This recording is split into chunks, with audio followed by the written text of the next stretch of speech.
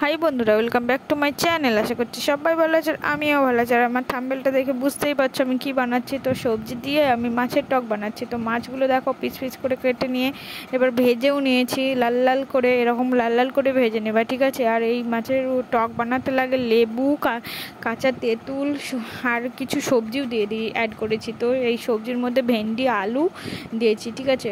আর লাগবে টমেটো, পাঁচফোড়ন, কালো সর্ষে, আদা বাটা আর পেঁয়াজ, ঠিক আছে। তো এইটুকুনা উপকরণ লাগবে, ঠিক আছে।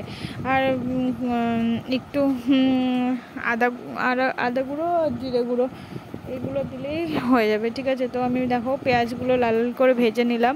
তো ভেজে নেওয়ার পরে আমি ভেন্ডিটাও ভেজে নিয়েছি, আর এই লঙ্কাগুলো এরকম লম্বা লম্বা করে কেটে নিয়েছি, মাছ দিয়ে চিড়ে নিয়েছি। তো কাঁচা পাকা লঙ্কা দিয়ে দিয়েছি, ঠিক আছে। তো দেখো স্বাদ মতো লবণ, হলুদ দিয়ে দিবা, ঠিক আছে। যে যেরকম ঝাল খেতে ভালোবাসে সে সেরকম ঝাল অ্যাড করবা, ঠিক আছে। তো তারপরে দেখো আমি এগুলো ভেজে নেব। আর সর্ষেগুলো বেটে নেওয়ার পরে এগুলো আমি আবার শিলে বেটে নিয়েছি, তাই এগুলো জলে ওই লেবু জলে দিয়ে দিয়েছি। তো লেবু জলে দেওয়ার পরে এগুলো ছেঁকে নিচ্ছি। ছেঁকে নিলে একদম পরিষ্কার আর সুন্দর হবে, তাই না? তার জন্য আমি ছেঁকে নিচ্ছি। তো ছেঁকার পরে দেখো ছেঁকে নেবো। ছেঁকে নেওয়ার পরে এটা আমি অ্যাড করে দেবো, ঠিক আছে। তো দেখো আমি এখানে এইগুলো লাল লাল করে ভাজা হয়ে গেছে, প্রায় ভাজা হয়ে গেছে। আমি এদিকে জলটাও ছেঁকে নিচ্ছি। দিয়ে ছেঁকে নেওয়ার পরে একটু জল অ্যাড করব, কারণ বেশি টক হলে তো খেতে ভালো লাগবে না, টকের মতো না হলে। দিয়ে এবার ধরো জল অ্যাড করে নিচ্ছি।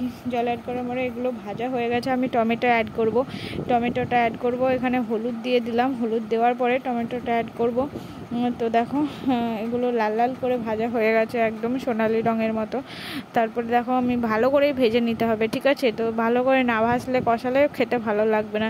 তো টমেটোগুলো দিয়ে দিলাম, ঠিক আছে। টমেটোগুলো দেওয়ার পরে দেখো আমি স্বাদ মতো হলুদ দিয়ে ওই কালারের জন্য হলুদ দিয়ে দিলাম, ঠিক আছে। কালার না হলে দেখতে ভালো লাগবে না। তো আমি একটু বেশি পরিমাণে হলুদ দিলাম। তো জল দিয়ে দেবো, তো তারপরে আর হলুদ দেবো না।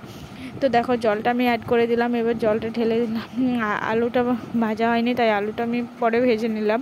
তো দেখো জলটা যখন এমন করে ফুটবে, একবার টকবক টকবক করে ফুটবে, তখন মাছগুলো দিয়ে দেবো আর সব সবজিগুলো অ্যাড করে দেবো। তো সব সবজিগুলো অ্যাড করে দিলাম, ভেন্ডি, আলু আর মাছ।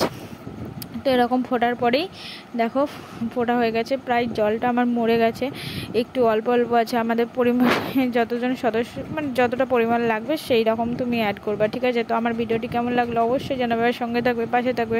আর আমার চ্যানেলটি সাবস্ক্রাইব করতে একদম ভুলবে না। আজকের মতো টাটা, পরের ভিডিও নিয়ে আবারও আসবো। সঙ্গে থেকো আর পাশে থেকো। দেখো মাছগুলো এরকম গোটা গোটাই থাকবে, তাহলে খেতে ভালো লাগবে, সবজির মতো। তরকারি মানে টকটা হলো সবজির মতো, এই সবজি দিয়েই একদম ভাত খাওয়া হয়ে যাবে। টকও লাগবে আবার সবজির মতো, খুব সুন্দর। আমি তো খেয়ে দেখেছি, খুব ভালো লেগেছে, তোমাদেরও ভালো লাগবে। আজকের মতো টাটা, পরের ভিডিও নিয়ে আবারও